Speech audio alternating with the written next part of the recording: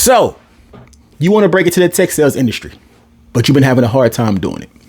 It's probably because you're making one of 5 different mistakes. I'm Dre, the tech sales coach, and I went from 0 experience at all to landing my first sales development representative job in 84 days. I'm gonna show you 5 different mistakes people are making and how to avoid them so we can help you break into tech. Let's get to it. Don't play me, pay me. Cut the tech. What up? Welcome back, everybody, to Cut the Tech. I am your host. I am your boy. I am your guide. I am Dre. My wife, my mother, my grandmother, they all call me Andre. But if you are not one of those 3 lovely ladies, then please don't say the Andre. But look, man, why are you here? You are trying to break into the tech sales world. You might have seen something about tech sales. You might have been trying to get into tech sales on your own, and things just haven't been going right for you. Well, I'm here to help you. I've been coaching people on how to get into the tech sales industry for a little bit under a year now. And I've noticed a couple of common things. In fact, there are 5 different mistakes that people are making, and I'm going to show you how to overcome them. But before we jump into all that, y'all know we got to get all the preliminaries out. If you are here and you are enjoying the information, you are getting any kind of value out of the information, then do me a favor. Like, comment, subscribe, hit that notification bell. Trying to get our subs up, you know what I'm saying? Or don't. You grown. Do what you want to do. It's your YouTube experience. All right, so let's get into these 5 different mistakes that I see people make often. The first mistake: people are applying to jobs that they just simply aren't qualified for. And we see people all the time out here applying to jobs. You know, they might have a college degree, but they don't have any experience in doing the job. And what is happening to these people is these companies don't care about a degree. These companies care way more that you have the skill set and the knowledge to be able to come into the door and not be trained from scratch to do these jobs. So a lot of people have resumes that have a work history that has nothing to do with sales development, or they have a degree, and when they line up all that information next to the job description, none of it matches. So what do you want to do to avoid this? Number 1, we got to get you some skills, my G. What I would suggest that you take a course like CourseCareers. It's the one I took. It's one I'm also a coach for. I am CourseCareers gang through and through. But the thing about CourseCareers is this: in just a matter of weeks, you can learn all the skills, all the knowledge, and everything it takes to be a top flight, fully trained, professional sales development representative. And you could do it all for less than the price of a PlayStation 5 bundle. So that's what I would do first. I would take a course like CourseCareers. I would get through it as fast as I possibly can and get the certificate. Now, if you also need help getting through CourseCareers, you can holler at somebody like myself who's a coach. But now that you've got those skills, now we can get to you overcoming number 2. So what's the second mistake? So the second mistake kind of piggybacks off number 1, and it's this: people don't have a resume that fits what the job description is actually asking for. So how do you avoid this mistake? Well, now you take those skills that you just learned with that certificate you just got from CourseCareers, and you make your resume updated so that it looks like it would be the perfect fit for whatever the job description is that you're applying for. That's going to give you an advantage over somebody who has a degree and doesn't have any experience. Now, the third mistake that I keep seeing: people have a LinkedIn presence that looks like they don't know what they're doing. Listen, LinkedIn is your social media for professionals. Most people don't understand this concept, so they don't treat it with the care and attention that they should be giving it.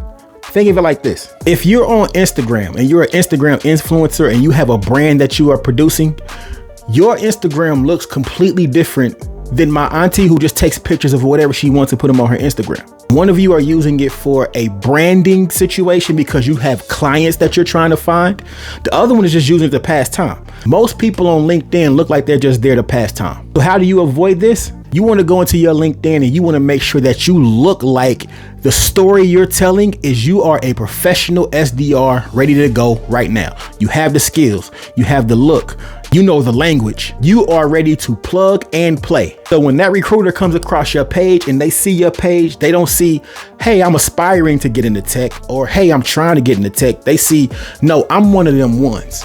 I'm who you want to talk to. So you want to make sure that you jazz up your LinkedIn so that you really look like what you are on paper. Number 4 mistake that most people make: they don't network. They don't network on LinkedIn. They don't network on social media. They don't go outside and network. They just expect that now that they've got a certificate that something's going to fall in their lap. That's not the way that this works.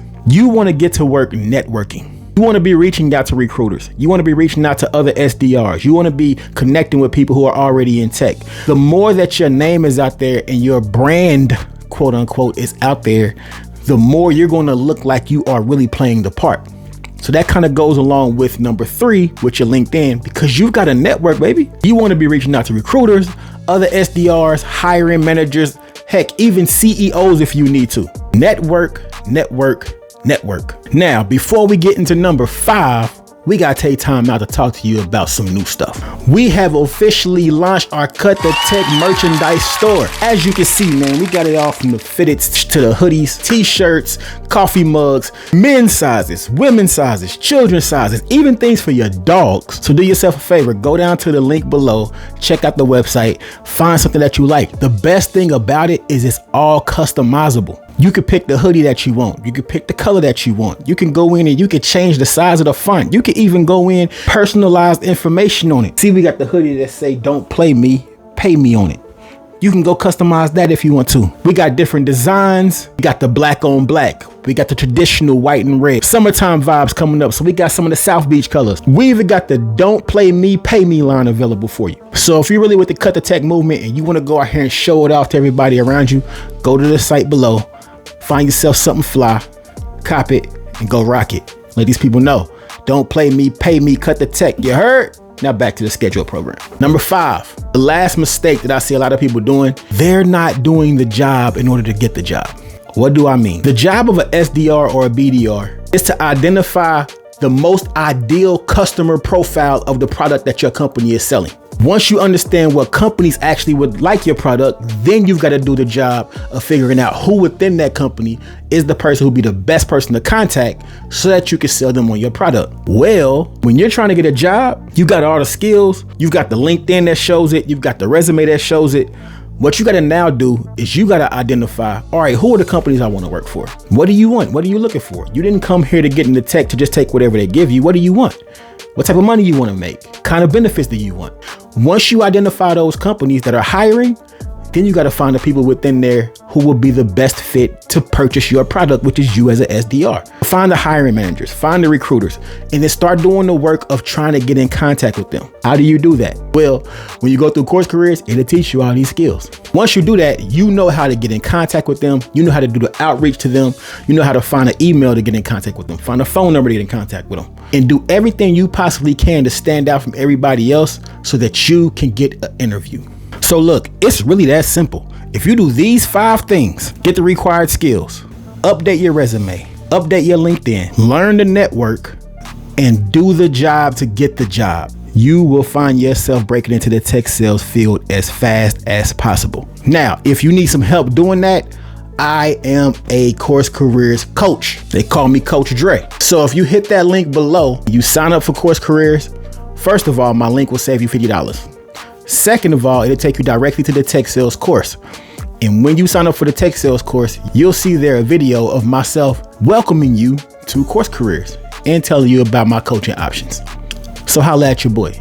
I help you break into tech. Y'all know that's why I'm here. This entire page was dedicated to me showing y'all how I was going to go into the tech industry so I could take y'all over there with me. Look, it's really some money over there. I'm trying to show y'all how to get to this money. So go do what you got to do. Link up with me if you need to. But at the end of the day, we just want you to be able to tell these companies our motto. And that motto is this: don't play me, pay me. Cut the tech. You heard? Don't play me, pay me. Cut the tech.